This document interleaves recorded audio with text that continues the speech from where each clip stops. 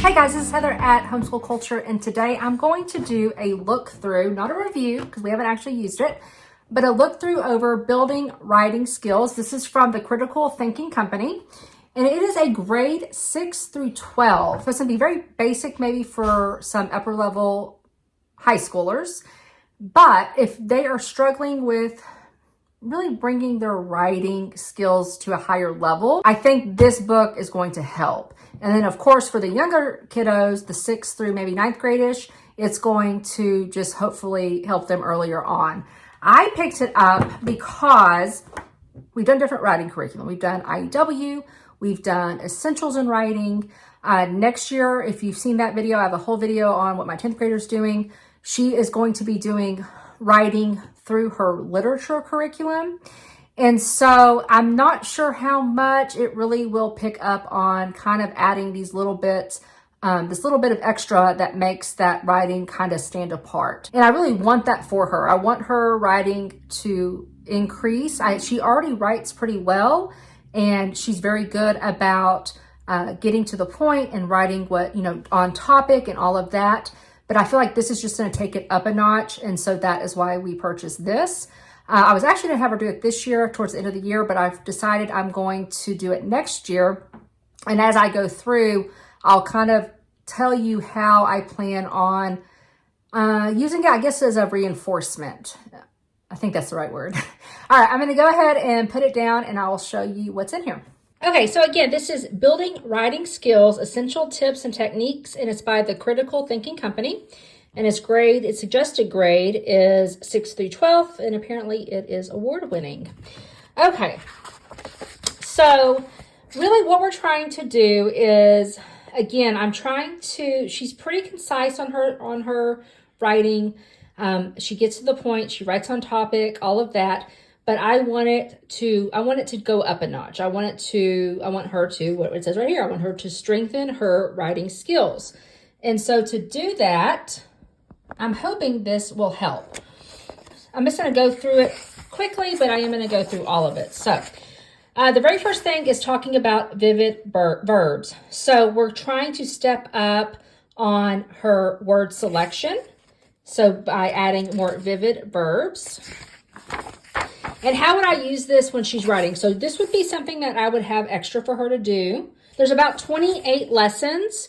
And so we will probably do 1 or 2 a week. We'll probably do 1 lesson a week, and some of these might be multiple days. And so for week 1, let's say we do vivid verbs. And I give her, she has multiple opportunities to work on it. I might not also do every single sheet in here. So if I feel like she's really grasped vivid verbs, then we'll move on to the next thing. But as she's writing, and whenever she's writing and she starts doing her drafts, her revisions, that's the time that if I'm not seeing these vivid verbs in there, I can go back and we can reiterate, do you remember what a vivid verb is? Do you feel like you added any of those? Let's go ahead and add them. Or even up front, I can give her expectations. Make sure you're using vivid verbs, etc.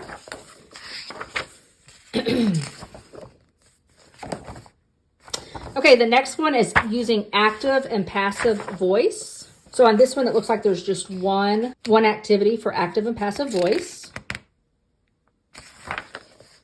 Strong adjectives. So again, kind of like the vivid verbs, the same thing. Are you using strong adjectives? So as she's going through, these are very simple.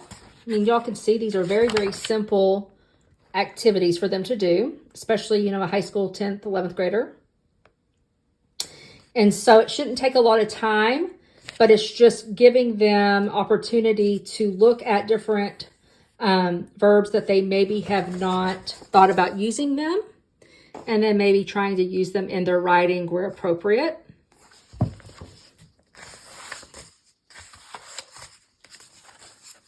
Okay, the next thing is adjectives and analogies. Adjectives and anagrams.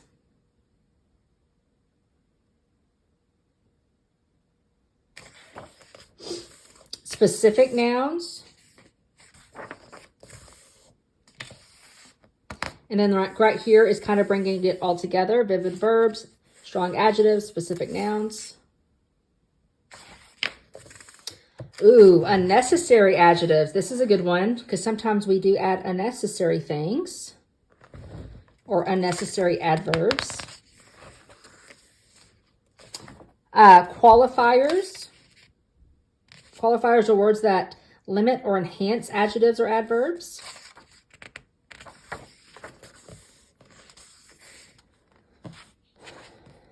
Sensory details. So like right here, it talks about it makes the reading experience more interesting. Alliterations and similes. So again, it's just going over those literary terms. She's going to see them in her literature work, but it's just going over them again. So it's just reinforcing that. Metaphors.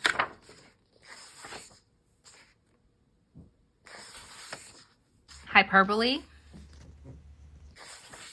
Personification. So again, these are just more literary terms. Onomatopoeia. Okay, and then it starts going into types of sentences. So more complex sentences. What that is and how to use them correctly. Compound sentences, which by this 10th grade, 10th, 9th, 10th grade level, high school level,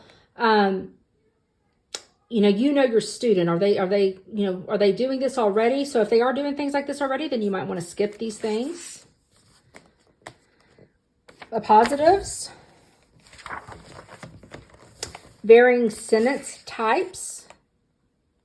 So like it says, one way to improve writing is to vary the type of sentences you use.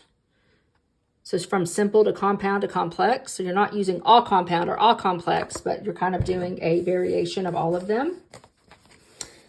And then here is an actual writing, a writing activity for them to do. Oh, different ways to begin sentences. This is something I definitely think secondary students, middle school and high school would be secondary students. They all sometimes can struggle with, especially if they're not strong writers, or maybe if they just haven't had a lot of writing in their curriculum. Repetition. So it's probably when to use it, when not to use it. Transition words and phrases. Point of view. And then it gives some answers. So it does give answers in the back, as well as it looks like a sample activity.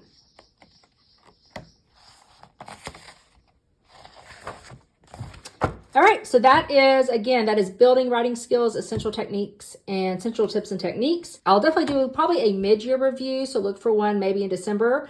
If you haven't already subscribed, and this is definitely content you like, then please go ahead and subscribe to my channel. And if you did find value in this content today, I would love for you to hit the like button, just because it does help get this out to other homeschool moms and dads. So on that, I hope you have a super blessed day and a blessed week, and I'll talk to you soon. Bye-bye.